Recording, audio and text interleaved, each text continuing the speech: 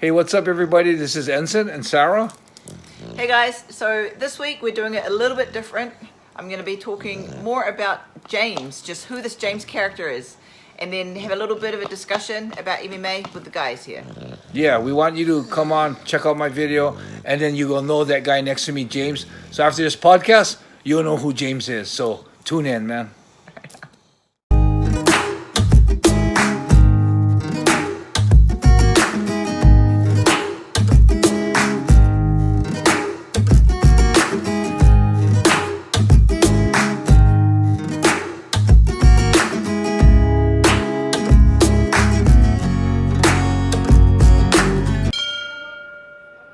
Hi everybody, and welcome back to the Yamatodamashii podcast. We're changing it up a little bit today. I'm Sarah, and today we are going to be talking to James and Enson, giving you guys, the listeners, a little bit more insight just about who James is. So without further ado, James, tell us a little bit about yourself. Who are you? Where are you from? Where am I from? So I am from Bristol. Yeah, who are you? Yeah. So yeah, I mean, so what? We're like 13, 14 episodes into this podcast, and I think a few people have kind of been like, "Well, who the hell is that James guy?" So Sarah, you sort of said we need to do an episode just explaining who I am, sort of how this podcast came about, and sort of where, Yeah. maybe there's a few questions that you guys want to know as well, right? Because we haven't known each other for a huge amount of time. So, but yeah, so I'm from a city called Bristol, which is in the UK in England.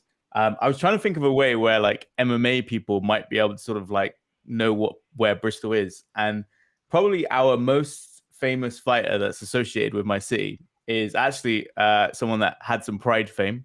I don't know if you remember the Colossus, James Thompson. He was the big guy.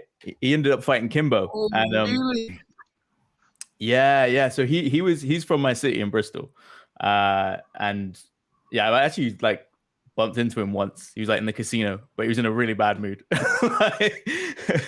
So Oh, you don't want to go. Wow. You don't want to run past that guy when he's in a bad mood.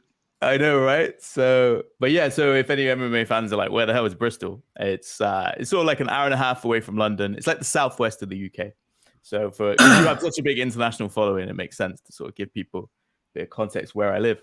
So yeah, so That was going to be my question in relation to Yeah. London. Yeah, how far is that's the classic, right? Like anyone that you meet abroad is always like, oh, is that near London? Like, and usually like most people are like, yeah, just, even though it's not. So,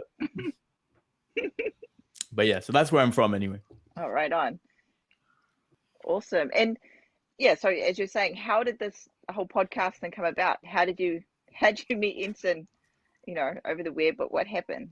Yeah, so one of the really cool things about this was that when at the beginning of the year, the last couple of years, I've started to put some goals on a list, like because I found that if I write a list of things I want to achieve in the year, then I might not get through all of them, but I might get like one or two of them done.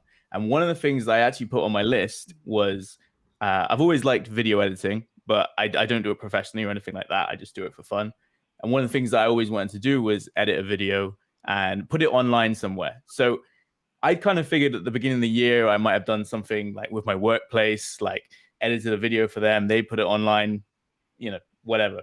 And then one day I saw Enson put on his social media about, oh, I kind of want help with my YouTube channel. I want to do like get some different ideas about different things to do.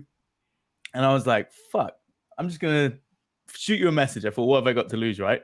And just see if I could edit a video for you or something, because that would be like part of one of the goals, right, that I wanted to do. And so we sort of said, all right, so you messaged back first. And I was sat next to my wife and I was like, holy shit, he replied. Yeah, which is awesome because it just shows how much of a like cool, approachable guy you are. And then so we started messaging, and then we said like, let's have a video call. Let's talk about some ideas, right? And you sort of were super cool about it, and you asked me, and you said, well, what kind of content do you think that as a fan of yours, like what do you want to see? And I was kind of like, well, you had a great book, you had such an interesting fight career, and I felt like every fight there was kind of stories that came out of it. So I always thought it'd be super interesting to just hear you talk about those fights, so just in a bit more detail, just so that fans like me could kind of know sort of behind the scenes, sort of what goes into it, and really sort of help sort of put it out there. And you seem to like the idea. And when we were talking about like how we would do it, it was you, Sarah, that was kind of like, it'd be kind of boring if it's just Enson talking. You kind of need someone to like ask the questions. And I was thinking, wow, well, who could we get? And then you were like, well, you could do it. And I was like, I guess, yeah. And so it's kind of one of them where it was kind of, it's amazing opportunity. So it came out the blue, and one I'm super, super grateful for. And ever since then it's rolling, it's like, it's so much fun doing this.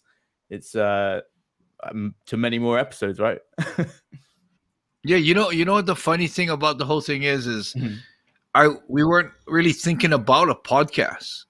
We always talked about, oh yeah, a podcast would be cool, but it'd be kind of hard to, because they would expect content every week or something. We're like, I don't know if I can build content. Or I was thinking more of a podcast being bringing in a guest, and I was thinking, I got to bring a guest every week. I don't know how I'm going to do that, and I don't know who. I think you suggested, or Sarah suggested, or we talked about, just talk about chapters in my book, talk about my fights, And I was like, oh shit, that's super cool. But you know what the funny thing is the reason why we got in contact with each other, I'm still yet to move on that, because this podcasting has been going so well. I haven't even moved on it. So I still have a bunch of guys that I actually talk to that want to, try and do some editing. So what I still want to do it, because I don't want to be this type of guy that because when we talk to you, we talk to about 4 other guys. And I don't want to be the type of guy that says, okay, I did that, but we found you, so fuck. I'm sorry. I told you guys I was going to send you content, and let's see what kind of editing you do. You know what I mean? So, I mean, as far as I'm concerned, this podcast is already set. We're going to be doing this podcast. But the those little things, like the little stories. So I still want to do it where, like, there's a story where I saw a guy jump off a building.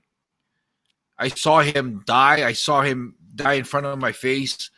And I can actually go to that building. I can show. I want to go there and show all the footage, take some pictures, tell the story, interview video me talking about it, get all those data of pictures and videos, send it to all those 4 people, even you, and then you can help me check out all the different editing. We can say, oh, this is a good one, this is a good one, or this is a good one. So I still want to at least once give those guys a chance to show me how they would edit it, so that, I mean, we could get ideas. Maybe we could just have them edit those things, so I mean, it's kind of funny because we stumbled upon something I think really good. This podcast is really good. I mean, of course, the numbers aren't as good as we want it to be, or we expect it to be sometimes, especially the last UFC. But I think it'll pick up. It'll slowly pick up. That's kind of what they say about these like YouTube things, is they take a bit of time just to get, you just got to sort of be consistent with the content and stuff like that. And the cool thing is that when we've talked like offline, we've there's like endless content. like your life is so interesting, right? That there's like so many different bits and pieces we can pull from. And every month, with my life, I'm probably adding new content. Yeah. From an outside perspective, it's actually been really interesting watching the evolution of the podcast too, because you said 14 episodes in, and just watching you two kind of flow together, and even seeing some of the challenges, like the time difference can be kind of crazy for you guys too, right? So you got James in Bristol, Enson in Japan. Yeah, definitely. We had Darren on. He was in Hawaii. Yeah, and then you went to Vegas as well. So we had to chop and change the time difference a little bit, but it kind of works, to be honest. Like, you have the weirdest sleeping hours of anyone I've ever met. So that helps. If I even do sleep. yeah, you're like nocturnal. So yeah, there's easy ways about it. We get there. We find some way of sort of churning out some content. Yeah. All right. So that's the logistics and kind of how things came about in this podcast. Now we want to pick your brain a little bit more about the topic and the purpose of the podcast. So jumping back into MMA, what is your earliest memories of MMA? When did you start watching MMA or even combat sports? Yeah, so I'm one of the many people with that sort of dirty little history of originally being a pro wrestling fan. So so I was kind of, so when I was very, very young, I was kind of always watching wrestling and kind of still do, like, keep an eye on it, know what's sort of happening. But because of that, I was always kind of like looking to find like different stuff. And then when I was really, really young, I stumbled across there's a TV. There used to be a TV channel. It's long gone now, called Bravo, and they used to sometimes show UFC. And I remember seeing a bit of one of Tito's fights and being like, "The hell is this? This is like no other wrestling I've ever seen." Like, that's super weird. And then it kind of got me interested. Kind of like made me do some research, find out about it. And then it was really right around the time when Chuck fought Tito, and then it kind of sort of snowballed. But the hardest thing about it was always trying to watch it, because it's not like, for your American fans, right, that they were spoiled. It's easy to get. In the UK, finding MMA was so hard. So it used to be just something where we'd sort of get it online and then sort of find a way of watching it. But so around sort of UFC 51, 52 was when I sort of started sort of consistently watching the pay-per-views. And then, obviously some of the fighters come in and then they talk about Pride, and you're like, oh, what the hell is Pride? And then you'd sort of see clips online as well, and like file sharing sites and stuff like that. And that's when I really wanted to like go back and watch Pride, when it was. And it took quite a while. But I've actually got like the majority of the DVDs of like the Pride events. And but what's great now is like, for these like modern fans, is you've got like Fight Pass, so you can sort of go back and watch. So kind of when we started doing the podcast, I was like, do you know what? I want to watch a lot of the stuff that I'd never seen before. And so I signed back up to Fight Pass because I got it originally when it first came out. And I remember looking at it and I thought, man, there's like nothing here. There's a couple of like individual Pride fights and stuff like that. And I remember I never sort of looked at it for a while.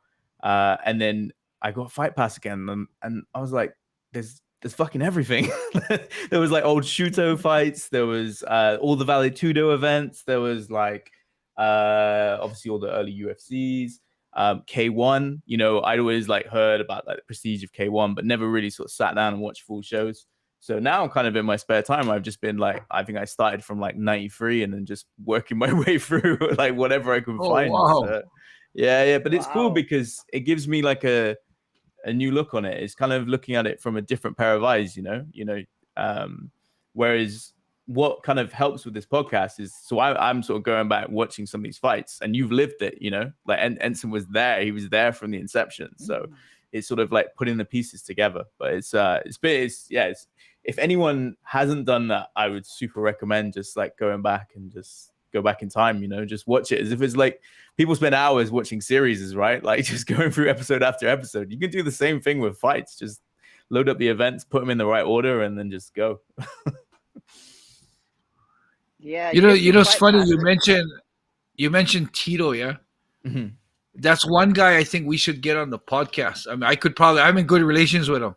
Yeah. So cool. he was actually the one who was a substitute when I had an injury and I had to pull out of the UFC 13 middleweight tournament. Yeah, so it would be nice to talk about that too when we can get him on. Maybe kind of a crazy round circle about that's the guy who kind of the first UFC you watch, and then you actually end up interviewing him. That'd be pretty cool, man. That'd be pretty mad. That would be cool. There's just so many MMA memories. Do you know what I mean? It's something that I've always sort of kept in touch with. I remember I've been to Japan a few times, and I remember I was going to go to Dream 2, the second Dream event, and I got lost on the train. Yeah. So I didn't get to go, and it's like one of my biggest regrets that I was like, because back then, right? No. Like, so when was this? This would have been 2008, 2009. It wasn't like you pulled out your smartphone and like put in Google Maps and found it. It was like you asked someone, which JR line takes me here in like broken Japanese / English, and did not go well. But yeah, so You should have called me. I could have got you tickets. I could have got you in. I wish. Yeah. But no, I have a lot of really cool, unique sort of MMA memories. A lot of good times with my friends, watching it. Like a lot of my friends are not sort of super hardcore into it as much as me, but they will always sort of, if there's a big show, they'll come and watch and stuff like that. And usually, people in my WhatsApp groups are always kind of like, oh, what's the deal with this guy? Or what happened here? And, give them a bit of insight. So. Cool. Nice. So seeing how you've you've obviously been catching up. Fight Pass is great.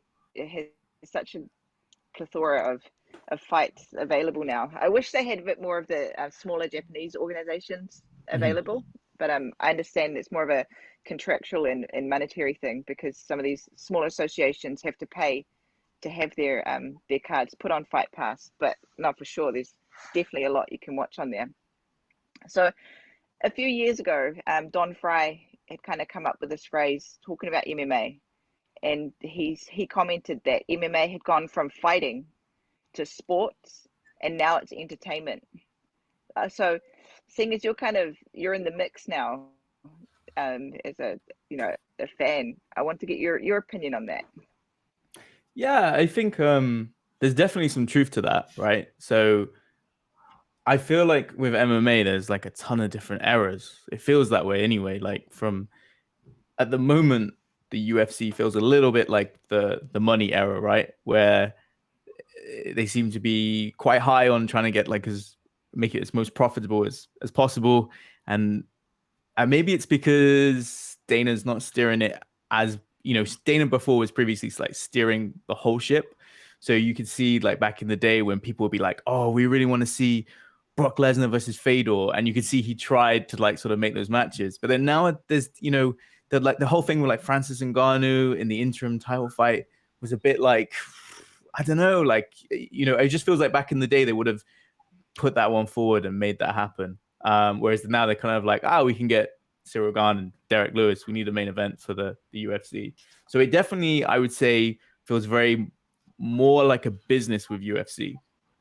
But the great thing about MMA, right, is that you've got organizations everywhere.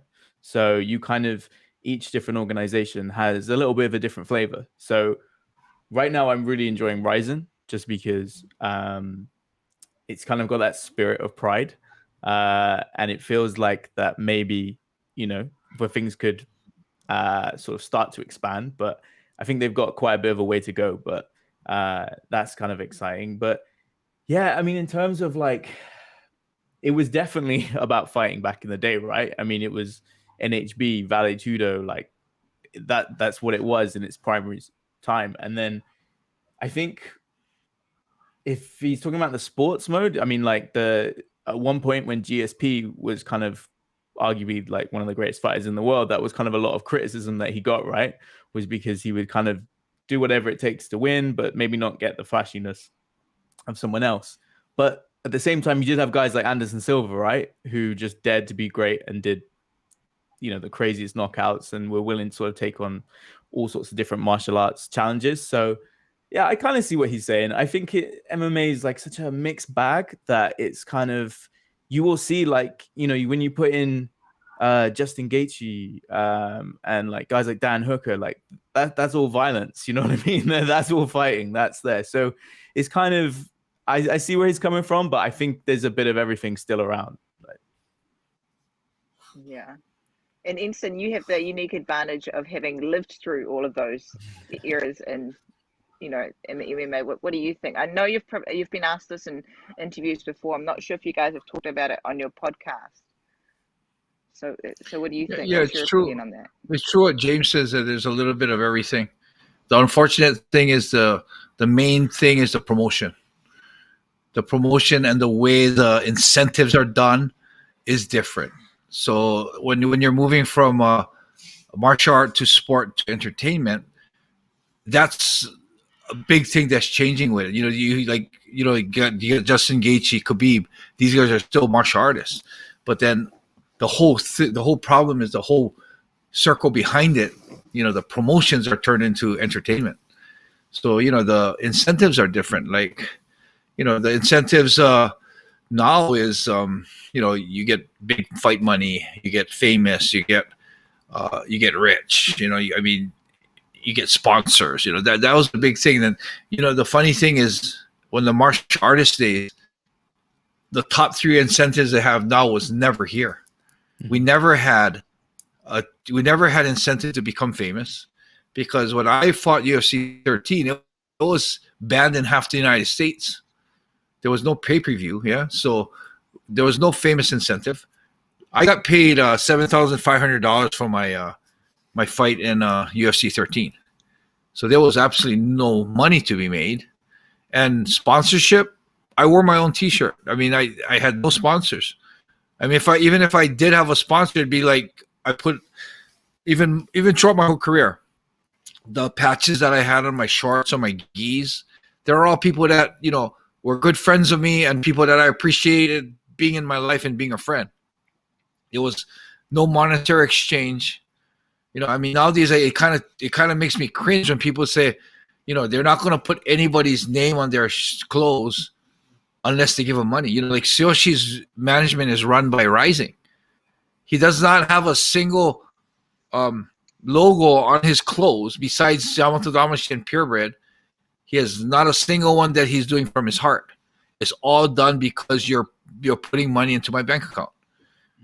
So the whole incentive is different. So, well, for me, I always answer the question, and I'm being hypocritical because I'm happy and I'm a little bummed. I'm happy because, I walk through Vegas and you see pictures of guys that or guys that you knew when they were in their debut. Like, for example, I knew Robbie Lawler when he was a 19-year-old kid. He was fighting. He just started fighting. We met Robbie Lawler. He was like, oh, this kid is good. This kid's going to be good, And you can walk through Vegas like last week and see his name on billboards and his pictures on billboards. Like, whoa, I'm super stoked that MMA has become a major sport in the world, But I am bummed that it's becoming so material. It's so, the shit talking. There's so much things that's making it, like almost like a disrespectful sport. And, in the martial artist, being a martial artist, respect is one of the biggest things that you have to have. Respect and honor is a true martial artist, So a lot of times you're losing that. And, as I'm happy as the whole sport is getting that huge, I'm kind of, cringing and a little bummed that, got guys like Connor talking shit all the time, I mean, it's sad, the rankings don't mean anything. If you talk a story and you're a big name, you can get an immediate title shot, that kind of stuff kind of bummers. But, overall, I'm happy with the way the sport is going and how huge it's become. Yeah, no, it's great. I definitely agree though with what you're saying though, because it's almost like it's a lot of it's the mentality, right? Like people think, oh, I can be a UFC star, when actually, like, if you watch all the guys like you back in the day, like the Mark Colemans, the Don Fries, the Hoist Gracies, like the whole mentality was I want to prove to be the best fighter in the world. It was never about how do I make the most money. Like Hickson Gracie was like exactly in the same way. And it's yeah, I know what you mean. It does feel like that is a little bit lost now because everyone. I mean, to be honest, that could be like a society thing, right? Everyone's trying to get fucking famous. like, do you know what I mean? It's kind of everyone's on social media trying to like blow up, trying to do this. Like, we're trying to like hit a couple views on the podcast, but it's like it's just one of them where it's kind of, yeah, I know what you mean. The what always made UFC to me so appealing was that style versus style, that like who has the best discipline. And then watching how it evolved was always great. Like everyone suddenly ordered John Jones back in the day because it was kind of like, whoa, is this guy the complete guy that sort of knows so much? And it's kind of seeing that evolution is really exciting. But I definitely get where you're coming from, that it feels like the mentality of fighters coming into the sport is very, very, very different to how it was back in the day. It's real interesting when you say the term mixed martial artist. Yeah. Before, it was never ever deemed a person. It wasn't, I'm a mixed martial artist. Mm-hmm. It was, and when you really think about the evolution of it, mixed martial arts was a name that they use. They changed it from No Holds Barred because No Holds Barred wasn't a way to get sponsors. It seemed they're trying to move away from that human cockfighting aspect. Yeah. And no, mixed martial arts was the reason why they had that was because in the same ring there was a mixed form of martial arts. So they had karate in the ring. It wasn't just karate, so it was a mixed martial art. But what's amazing is everyone has evolved into mixed martial artists. So now I'm a mixed martial. You can say Sarah's a mixed martial artist, which is incredible. When that was never ever a term. I mean, it was like a joke. Like, you know, when people say, "Oh, I do the UFC," or "Do you do UFC?" It's like it's almost like saying that back in the day. Like, oh, yeah, we still get those questions, but it's almost in that terms when you hear we used to hear it before. Oh, do you do mixed martial arts? It was like it's almost like saying, "Do you do UFC?" So it's amazing how the evolution has changed. Where you like Sarah is an active fighter and she's a mixed martial artist. I mean, isn't that unreal? It's like it's amazing how this. I mean, like Dana always says, the fastest growing sport in the world. I mean, it's 100% true, man. Mm-hmm. Yeah.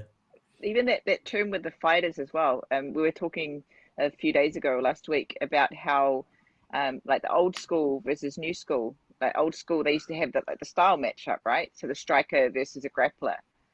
And how would some of those, like, you know, the legends and stuff, how would they fare in today's competition? And we talk about how back in the day, yeah, people were strikers or grapplers, but now people are so well-rounded. Like the game has just evolved so much that you're fighting mixed martial artists. So people have, you know, they've been doing like Muay Thai and stuff in Thailand. They're black belts and they're so well-rounded nowadays. It's just, you know, the level of competition has just increased so much. Mm-hmm. It's crazy. Yeah. I mean, the saddest part for me, right, is that for years and years and years, UFC tried to get legalized in obviously all the different states and everything like that. So they always hid away from like the pre-Zuffa era, never like highlighted anything now. The UFC and MMA is massive. And it's kind of got to the point where it's like, okay, you're not going to get canceled. You make millions of dollars in revenue. Now's about time you start acknowledging like where the roots come from, where it comes from, because that's one of the most like interesting parts of MMA, and that loads of the new fans that sort of started around the ESPN era and the McGregor era have kind of missed that. And it's like we have such a amazing, rich history in the sport that, okay, fair enough, you couldn't tell it before because you were worried about getting canceled. Well, now you're not going anywhere. Like, tell the story. It's a beautiful story. It's one that needs telling. So hopefully, if it doesn't come from maybe the top organizations, maybe it'll come elsewhere. So, or maybe it'll come from the Yamatodamashii podcast. Maybe this is where it starts. I'm pretty sure that isn't Fight Pass putting out some of those like mini documentaries as well. Yeah, I mean, there's good, like Fight Pass is one of the like obviously best places for it, but it's just one where, you know, I wish sometimes on the UFC broadcasts they would kind of, you know, maybe there's something and they would like go back to like a particular fight or something. Do you know what I mean? Just something from way back. They'll kind of show you something in the last like 2-3 years, but they won't go, man, 20 years ago this. Because if you watch what we call football or like soccer, as Americans and some of the rest of the world calls it, they're constantly showing you like clips from like things and like that happened in the 80s. And do you know what I mean? It's kind of one of those where the legends are, you know, every other sport really acknowledges the legends and really like tells the story of the football, of like their history. Like,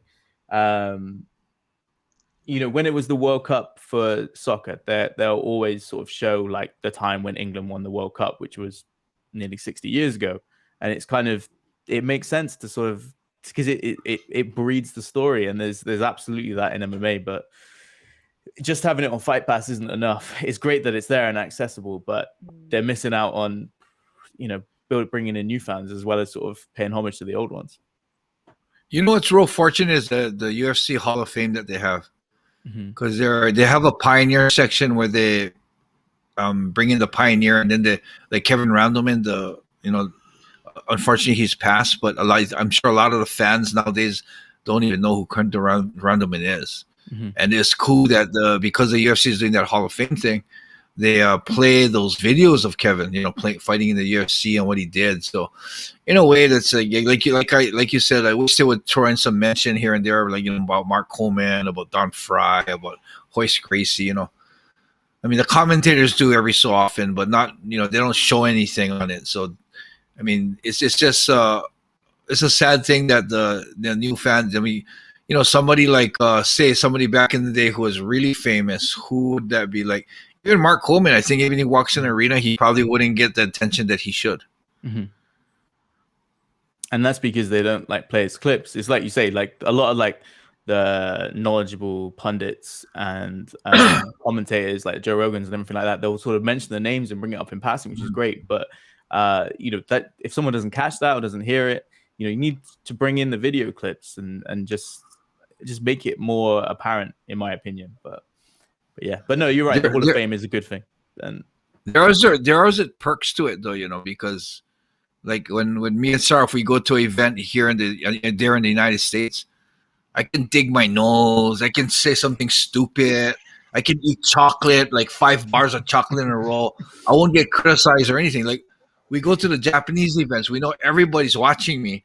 Yeah. So I gotta watch how I act. I want to eat this freaking whole bag of chocolate, but I wouldn't probably get seen doing that. So I would have to take a little at a time and eat and watch and grab a couple in my hand again and put it in my mouth. And I'm kind of careful what I do. And I mean, I'm really a guy who doesn't really worry about that kind of stuff. So a lot of times Sarah will like hit me and say, "Hey, got people watching," So there's its perks to it, I guess. But yeah. I know what you mean. That's so true, though. Yeah. I guess I should take this time to actually say thank you to Enson, because I know that he's still, he's done with going to events. He doesn't really care to watch live events, but I'm still in that phase where I love going to live events. And thankfully, because of him, we get super good tickets a lot. So we get front row tickets, and he's happy to just sit in the back or even watch it at home, in the comfort of our home. So I know it's a bit of a sacrifice for him to take me to, to come to these events and sit in these front row seats where people watch him. But I appreciate it. So thank you. I'd rather have the ones in the back of the arena where no one knows you're there. You slide into the back, you watch the fight, and you leave. I mean, and then you look at the picture of the fight, and it's like there's no replays, or like you end up looking at the monitor a lot. Like, shit, I'd rather be at home, I like the front row seats. I like smelling the Thai oil that people put on and the sweat, and I like hearing the punches and feeling the energy. I guess that's why I'm still an active fighter. Yeah. One of those times that we had like a front row seat at Rising. Mm-hmm. Sarah went and challenged and called out Cyborg, which was sitting like a couple sections down from us.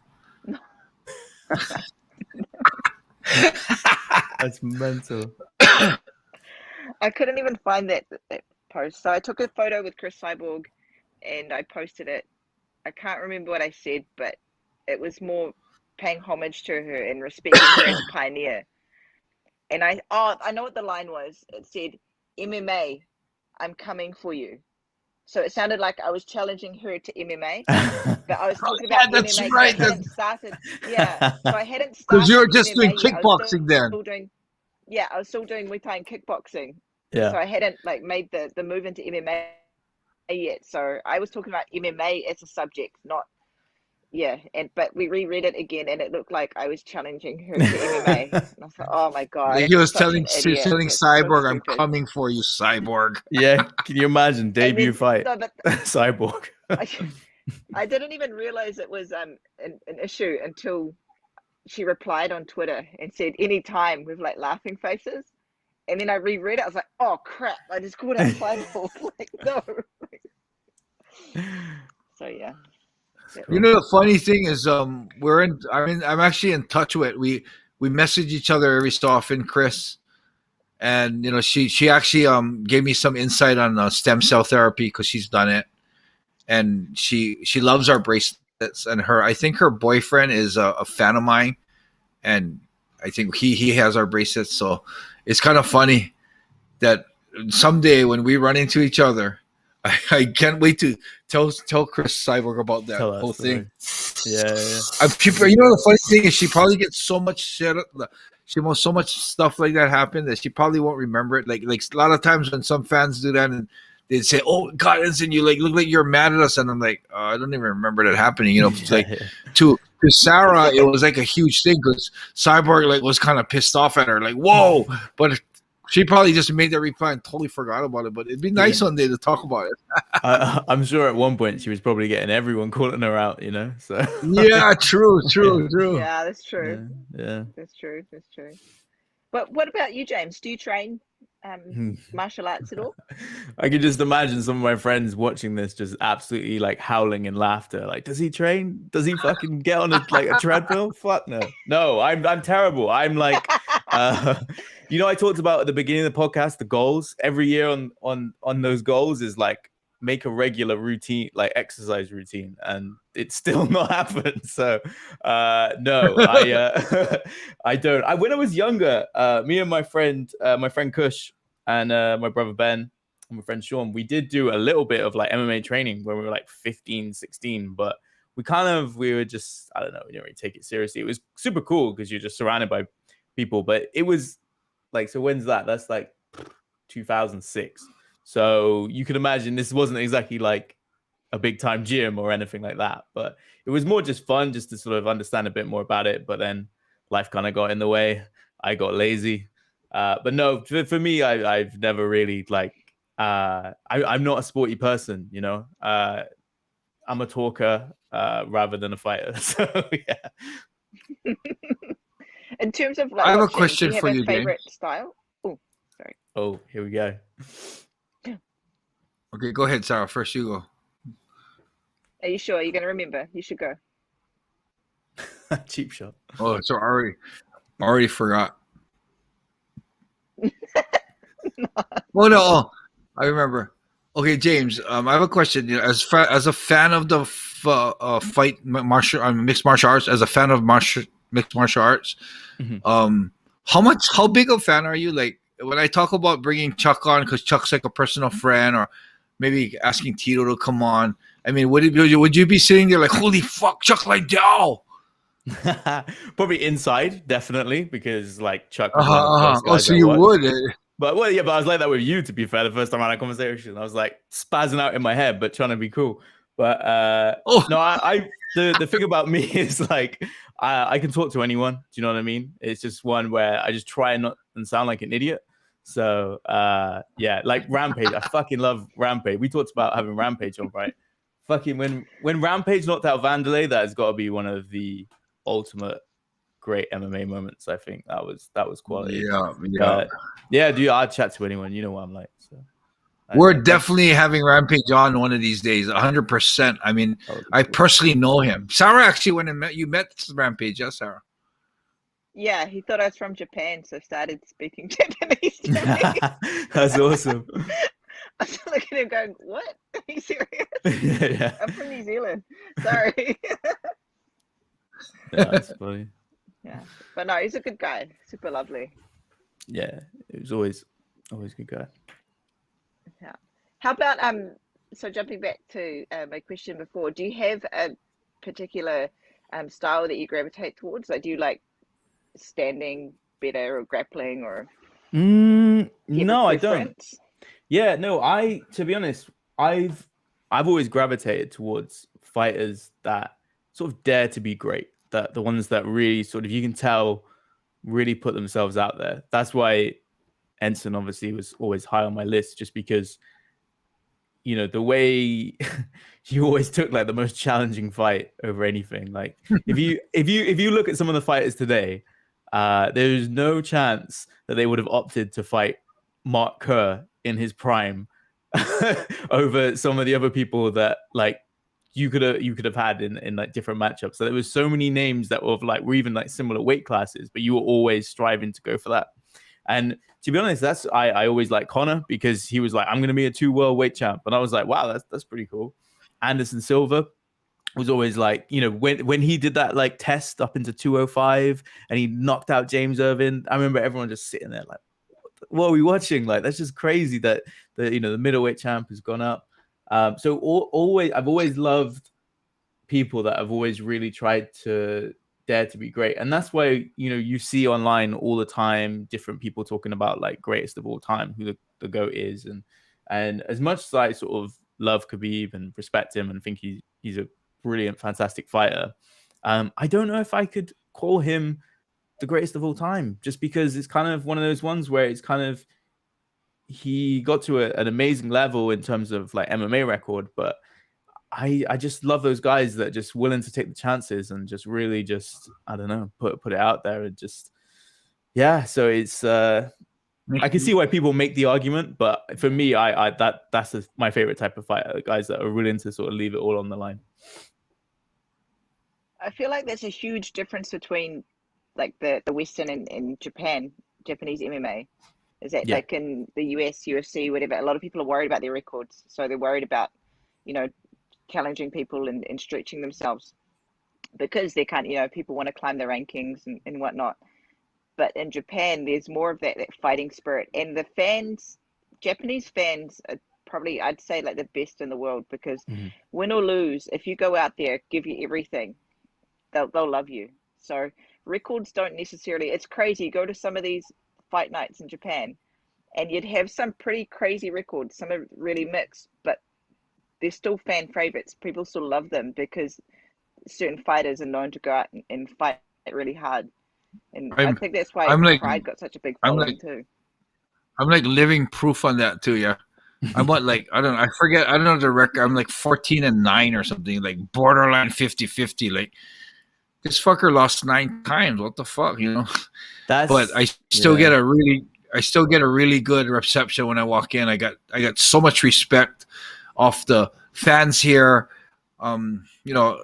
It's amazing, the respect they get here. But I still walk in the arena, and Sarah will notice that it's kind of, I'm oblivious to it a lot now. But all those guys are looking at you, talking about you, and it's like I don't recognize a lot of it. But yeah, it's amazing, man. I mean, as how I fought so long ago, but I can still walk into the Japan arenas and get autograph pictures, and people always looking at me. It's a really nice thing, Mm-hmm. And I'm 14-9.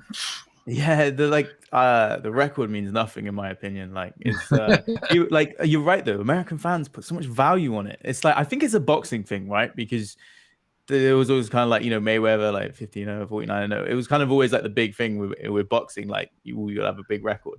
Where it just doesn't matter to me. It's kind of like the competition that you face is really sort of what defines you as a fighter. But I totally know what you mean. Sorry. Go on. Yeah, that's kind of one of the questions that people ask you as well when they find out you fight. They're like, "Oh, what's your record?" Yeah. Sometimes you get a little like, "Why is that relevant?" Like, yeah, like, maybe that's why I don't remember my record, because I don't want to ever tell anybody, because they'll get turned off right away. Oh, you're 14-9. Maybe you should just open with, also, I beat the UFC heavyweight champion, by the way. I'm 49, but I submitted Randy Couture. yeah, just start with that, and then maybe people will be like, oh, okay. Like, I don't know. It's just, I think there's a caveat to that, like in terms of the Japanese fans too, is in terms of the losing, it's how you lose as well. Mm-hmm. So I think that's an important part of it. So like Enson, for example, didn't tap out and he never gave up essentially. So yeah, there probably is that caveat to that to qualify that. Yeah, it doesn't matter about your record.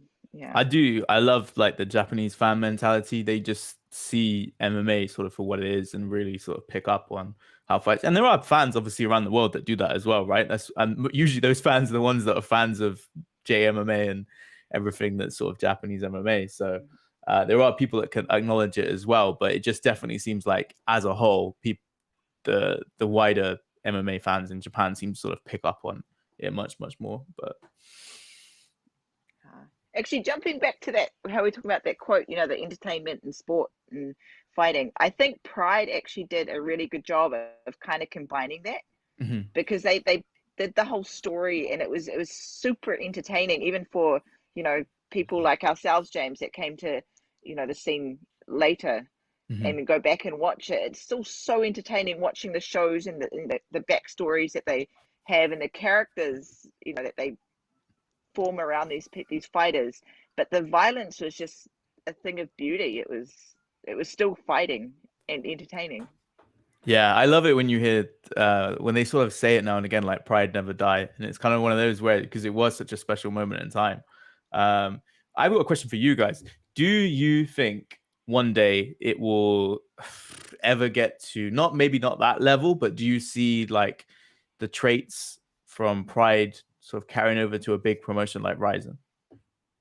Well, in Japan, yes, Mm-hmm. 100%. Because I think the reason Pride was as big as it was, it mixed everything. You had the martial artists, you had the sportsmen, and then you had the freaking entertainment. Minoa fighting Chihoma, that kind of stuff. But then you had Vanderlei and Rampage. You had the two martial artists fighting each other. So Rising. I mean, Pride had that knack of being able to combine everything into one ring. They even had Takada throw some fights. I mean, it's like they had even almost borderline pro wrestling shit going on in there. But it was really neat where they really separated it. Like, I never got approached as a sportsman. I never got approached as a entertainment. I mean, I was always approached as a martial artist. Like someone like Takada was all about entertainment, about trying to get guys that he can beat. You got guys like Minoa that never really was a martial artist because they always would make him fight ridiculous guys. He was like the giant killer. So Rising, of course, is, if anybody knows it, of course, the president Morishita, he died, but he was never really a big name behind it. He was like just a name as the president. Sakakibara was always the one who controlled things. So, Sakakibara is still there. And I make a mistake all the time, and I call Rising Pride all the time because it's the same guys. And I walk into that arena, I see the same guy, Sasahara. He was there. Sakakibara was there. So it was, I mean, the main guys in the whole association is the same. And, to answer that question, I first went into the first Rising sitting there thinking, this is nothing like Pride, and this is nothing like Pride. And then as the years went by, I remember I started thinking, holy shit, I had instances of this vibe, like, this feels like what Pride used to be. And the fans are getting into it, So I can see it happening. And, of course, because it's Sakakibara, he's still going to mix everything in. He's still going to want some freak shows. He's, like he had Gabby Garcia for a bit. So there's going to have an element of everything. So I think it's just a matter of, getting the stars. Japan had Sakuraba. So all you need is one huge star in there. Sakuraba, Matsui, Shoji. They had all these bunch of Japanese guys that are doing really well. So, it was, I think that's all we need. That we need some big star. Horiguchi's really doing good, but he's a smaller guy. I know they're banking a lot on Tsuyoshi right now, that he can be one of the big main stars. And that would actually help catapult, the interest in Rising and the atmosphere. You see two small guys fight each other, and then you see two big guys fight each other. That intensity and that nervousness of, is a good fight going to end right now, is a little different, when you got heavyweights fighting. So, I believe that there will be a time when Rising will get pretty close to Pride, but I don't know, man. I just still stand on, there's nothing like Pride. Pride was Pride, and there'll never be another Pride. Mm-hmm. What about you, Sarah? I feel probably the other way. At first, I saw it going super well, and I was there when Enson, we were sitting at the arena, and the music and the entrances and everything was going, and I remember him saying, holy shit, this feels like Pride. This is how Pride used to be. Mm-hmm. And I got kind of excited then, and obviously, like, Rising is still somewhere I'd love to fight, just for that experience of that. Would probably be the closest thing you can get to Pride. And also how they have like the open weight classes, and no other organization does that kind of stuff. So I was really excited for that.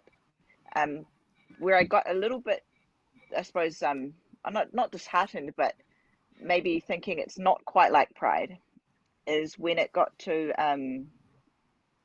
it was actually one of Tsushi's fights, the one in Nagoya, where him and obviously Enson, because it's he's kind of repeating what Enson has said throughout his life, that kill or be killed. And, you know, I've got to go out there and like try to kill my opponent because he's going to get me. And there was kind of murmurs in the media after that event. And I think some people were YouTubing, it might have been Masato and them from K1, talking about how is that too brutal? Like, is talking about killing. And that made me stop and think, like, wait, you know, because in my mind, UFC and stuff is already a sport. So people are athletes now. Obviously, like you said, there's fighters, but there's a more sporty element to it. So I felt like Rizin is like the last bastion of that old school fighting mentality, you know, showing that warrior spirit. So to hear people talking about, you know, is talking about that type of stuff too violent, got me thinking, wow, you know, even here in Japan, it's kind of changing. So yeah, that made me a little bit, you know, think a little bit. But obviously, it's still the it was closest also thing one to of the crying. big sponsors. It was also one of the sponsors, Yogibo, that Really? didn't want him to see that kind of stuff. Yeah, it's like, I mean, you know, but you know, I mean, as much as the times have changed, where saying something like that is very negative, instead of people going, "Whoa, that's cool." But you know what? You still got guys like the K1 champ Takeru. He still says that. Mikura just said it in his last interview. Yeah. He's ready to die for this. Yeah. So, you know, there's still guys that are like that, you know. So I don't know. You never know. You know, you never know, the sway of the new crowd might, you know, appreciate that. But, you know, I don't know. I mean, half these people are freaking hypocritical. You know, they scream and they scream and yell about fighters that are fighting to the end and giving everything they got. But they don't realize that the reason why those fighters fight like how they fight is because they're willing to die. And as soon as they voice it, they say, "Oh, you can't use that word, die. Why are you saying die? It's a sport." Like, yeah, it's a hard thing, man. It's so hypocritical. It's like, I mean, if you worry about all those little things, man, you know, it's ridiculous. You know, like even the ring, when we had that big riot in the ring where I was kind of trying to defend Yoshi, I got criticized a lot for that. Like, that's bad for the sport. Like this, like, you know, I'm protecting my student. Fuck what the sport is. You know, it's just that's raw feelings. You know, I'm ready to kill my opponent. I'm going to protect my student with my life. If someone, whether it's in the ring or outside the ring, I'm going to protect them. You know, and you know, you look at the old Pride videos, Rampage and Silva going into it. They're getting into it in the back of the arena with Coleman. You know, I mean, it's like, you know, Shogun. You know, all these guys are getting, you know, and they play it, and it was part of. It wasn't an act. It was never an act where you have some fighters talking shit about each other and then hugging after the fight. You know, it was never like that. You know, everything was genuine. So everything was genuine. So you have those incidents in the backstage where people get into riots. It's not a show. It's genuine, and people understood that back in the day. That wow, that's how passionate they're about this and that. You know, so you know it's a whole different era, and yeah, I know it's hard, man. It's hard. It's hard to understand. It's hard to actually, you know, feel really 100% good about everything. You know, there's going to be a little bit areas that you're going to be like, oh, I hate that about it. Oh, I love that. Still love about. Well, I hate that about. You know, that's the way it is, man. Yeah. Life's a bitch. Pros You and die. cons. Exactly. Nothing's perfect, right? So, Yeah, but yeah, definitely has its pros and cons. So I've got some quick fire questions for you, James. Awesome. One of them is not MMA related. Okay. But this is the way, just so the fans can kind of get to see where you're coming from and where you stand with different MMA type things. Awesome. So old school MMA versus new school MMA. Which one do you prefer? That's so hard. It's like the same. I love both. I don't know. I love it all. Got to choose one, James. Old school. Ooh. Favorite old school fighter? Enson. Good answer. Favorite new school fighter? Okay, go back to old school. Do you have a different, other than Enson? Favorite old other school than fighter? Enson? How define old school? How old's old school? Pre Anderson Silva. Pre Anderson Silva.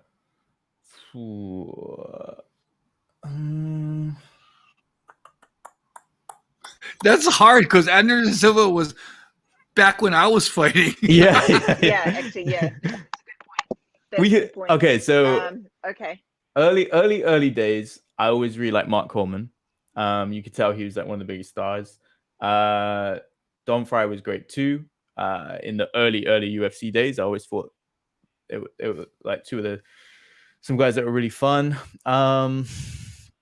Pride, obviously, Sakuraba was great. Vanderlei, I don't know. There's some they're the obvious ones, but you were Daijiro Matsui was always great, wasn't he? So, oh yeah, that's the one that people don't know about. Yeah, he was a freaking warrior. That guy. Yeah, he's always one of the ones that stood out quite a lot on like the early Pride cards. Because some of the warrior, man. Some of the early Pride cards, you know, you get some fights where you be like, but loads of guys like Big Daddy Gary Goodridge. Sorry, new school. Justin Gaethje, Dan Hooker. I've always enjoyed Eddie Alvarez fights. There's so many. Do you have a favorite fight? You know, like one particular fight? No, I don't. I don't have a particular favorite fight, if I'm honest. Yeah. I feel like time like moves on. Like, no, I don't. There's a lot that I've enjoyed and will continue to enjoy. But if you had to say like, what's your one favorite fight? Honestly, I don't have one. I don't think. Depends on how you're feeling at the time, yeah. Exactly. So like what you just watched, yeah. Sound like a fake fan right now. No, not at all. Do you have a favorite submission? About the ground game. Armbar probably. It looks horrendous, but you know, like I always enjoy a good armbar. Favorite way or method of winning the fight? So knockout, submission, like knockout. Hard not to. All right. Other than the UFC, do you follow any other promotions? Yes, I do. I try Rizin. I try and keep up with one championship, but sometimes it's a little hard. Some of the cards they put out. I've always enjoyed. There was a time where I really enjoyed Bellator. But yeah, back in the day, I loved Strike Force. Even things like when the Affliction shows used to come out, like I kind of like follow everything, like Dream, Sengoku. I remember all those sorts of. It was a fun time in MMA when there was like loads of people sort of competing. Yeah. You know, you'd have like so many different sort of organizations follow. I think I've always kind of wanted to watch like Deep and stuff like that, but it's harder to sort of follow. Do you know what I mean? If you're in the UK, it's hard to follow like a small Japanese promotion. But like and Shooto. So even living in Japan, Deep and stuff is really difficult to follow. Yeah, just trying to, because they don't put stuff on YouTube. A lot of the Japanese fighters don't necessarily do social media like Instagram and stuff. It's all still really new to them. So trying to find footage on those organizations is really tough. So I get that. All right, final question. Favorite place you've traveled to? I think I just gave it away, didn't I? Yeah, I was gonna say. So no, yeah. So Tokyo, Japan is my favorite. I went to Vietnam in 2019. I really liked Vietnam, Ho Chi Minh. Went to Seoul, South Korea. That was really great. And I actually got married in Cascais, Portugal, which is a really, really beautiful place. So. Wow. Portugal. I've been to Seoul too. You've been to Seoul in Itaewon.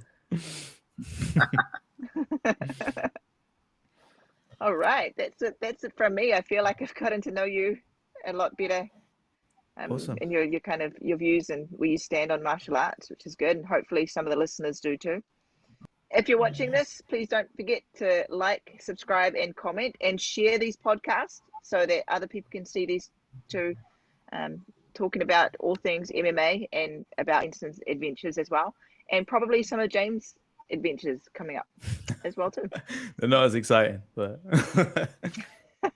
and if you guys are smart, you listen to her. Indeed. But thanks for letting me be a part of you guys' podcast. It was kind of fun. Awesome. Yeah, it was a lot of fun. All right. Thanks, everybody. Speak to you guys soon.